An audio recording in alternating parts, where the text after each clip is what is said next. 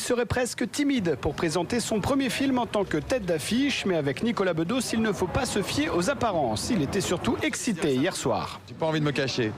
J'ai au contraire envie d'ouvrir le rideau et de faire voilà. Dans cette comédie romantique, Nicolas Bedos joue sur son image de tête à claque, mais les proches savent que c'est une manière de cacher son stress. C'est normal qu'on ait le trac. Vous savez, il y a une phrase de Jouvet à une jeune actrice qui lui disait « C'est drôle, j'ai pas le trac ». Et il lui a répondu « Ça te viendra avec le talent ».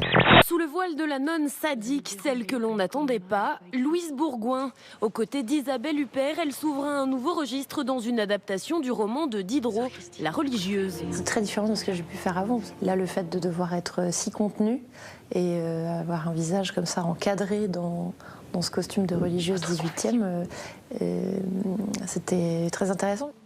Car jusqu'à présent, Louise, Ariane dans la vraie vie, c'était plutôt le rayon de soleil des longs métrages. À 58 ans, malgré 2 Golden Globes et 2 Oscars pour son film Danse avec les loups, la carrière de Kevin Costner semblait marquer le pas. Les gens qui font aujourd'hui des films sont pieds et poings liés par des règles, des préjugés, du genre on ne peut pas faire comme ci ou comme ça parce que ça ne marchera pas. Le cinéma n'est plus aussi libre qu'autrefois. C'est dans ce salon que le jeune Charles développe sa sensibilité musicale en écoutant sa mère jouer du piano. Beaucoup de son inspiration provient de son enfance dans ces murs. Et Gérard se souvient comment Charles composait ses chansons. Il écrivait les paroles, mais il entendait la musique dans sa tête. Et donc, comme il disait, mon travail, ce n'est pas d'écrire la musique, c'est de la retrouver, parce qu'il entendait dans sa tête.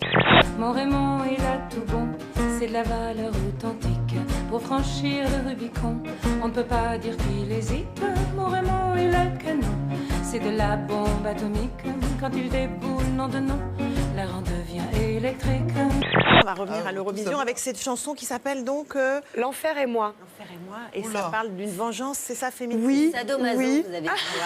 Vous l'avez dit, c'est pas moi qui l'ai dit. Ah bon, je l'ai dit. Vous l'avez dit, ouais, vous avez dit c'est une relation un peu sadomaso, oui. Ça parle de l'amour qui fait mal. L'amour qui fait mal, l'amour toxique, c'est oui, c'est une féerie métaphorique de voilà d'une femme qui est dans un univers de vengeance peut-être, qui a envie de se venger de la souffrance qu'elle a subie elle-même peut-être. Je me sens plus libre en fait à 48 ans parce que débarrassée d'une espèce de diktat de séduction de fille à la vanille de 20 ans avec la jupe là, je suis moins dans cette recherche d'amour tacite ou inconsciente.